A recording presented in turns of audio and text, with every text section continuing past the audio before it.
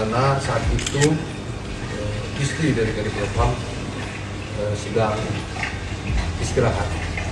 Kemudian Brigadir J melakukan tindakan pelecehan dan juga menodongkan dengan menggunakan senjata pistol ke kepala istri Kadif Propam. Melibatkan Komnas HAM dan Kompolnas. Tim ini akan bekerja secara transparan, objektif, dan akuntabel.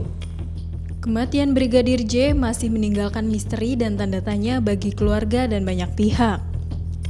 Kejanggalan peristiwa baku tembak yang menewaskan Brigadir J bahkan disebut-sebut persis penembakan Laskar FPI di kilometer 50 Tol Cikampek pada 2020 lalu.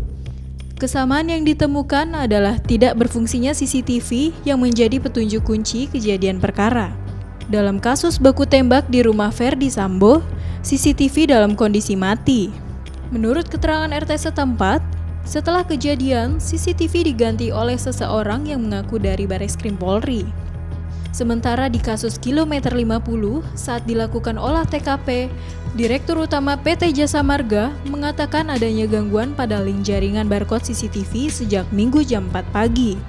Waktu kejadian, alat ini dalam perbaikan dan baru berfungsi kembali Senin jam 4 sore.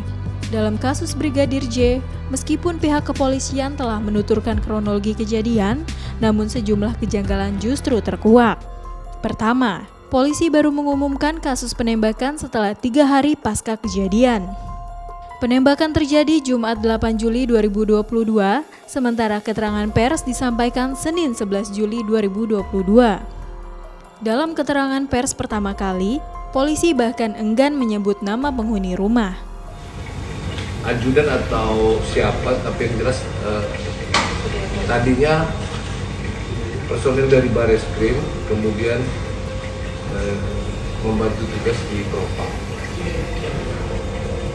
Belum tahu apakah itu ajudan atau apa, tapi yang jelas dia diperbantukan di Propam.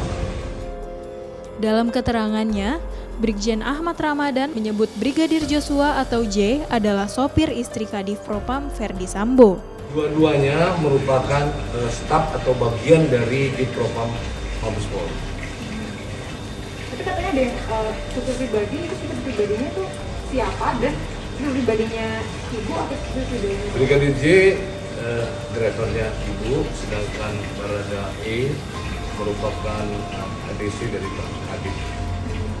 Namun Brigadir J ternyata bekerja sebagai ajudan Irjen Verdi Sambo. Berikutnya kronologi kejadian. Awalnya, Ramadan menyebut Brigadir J menodongkan senjata apinya ke Badara E dan menembaknya. Bertanya ada apa, namun direspon dengan tembakan yang dilakukan oleh Brigadir J. Penembakan pun terjadi, namun kondisi tubuh Badara E bersih tanpa luka tembak. Kadif Propam menelpon, kemudian setelah beberapa saat Kadif datang dan menghubungi Kapolres Jakarta Selatan.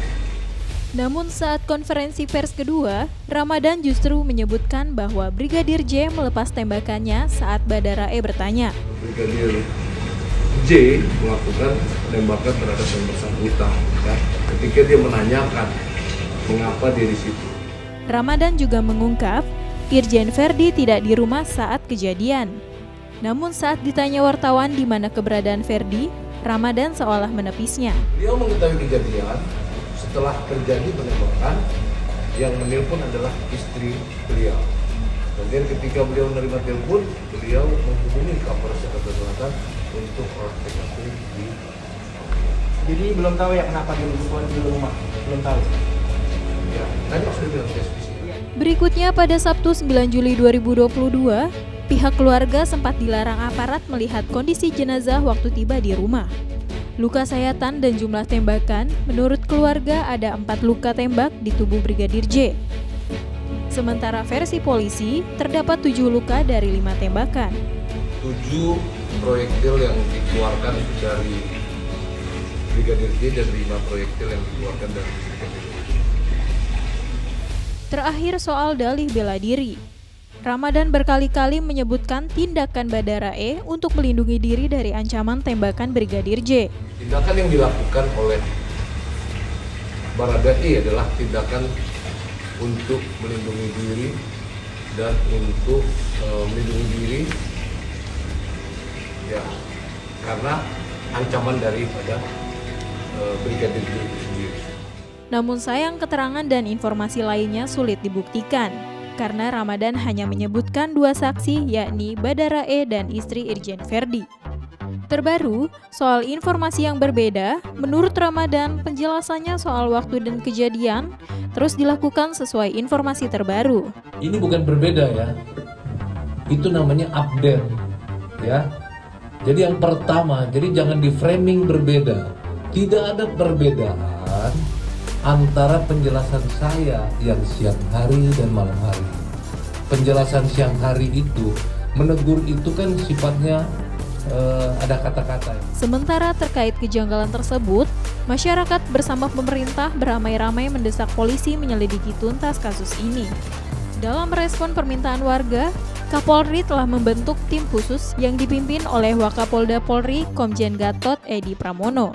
Kemarin telah disampaikan oleh Bapak Kapolri bahwa telah dibentuk tim khusus terkait dengan kasus penembakan yang terjadi di rumah Kadipropam. Tim khusus tersebut dipimpin oleh Wakapolri. Kapolri bersama Komnas HAM dan Kompolnas membentuk tim khusus agar kasus ini terkuak secara transparan. Melibatkan Komnas HAM dan Kompolnas. Tim ini akan bekerja secara transparan, objektif, dan akuntabel. Kemudian hasil kerja daripada tim khusus ini nanti akan memberikan rekomendasi tindak lanjut kepada upaya-upaya penyelidikan dan penyidikan yang telah dilakukan.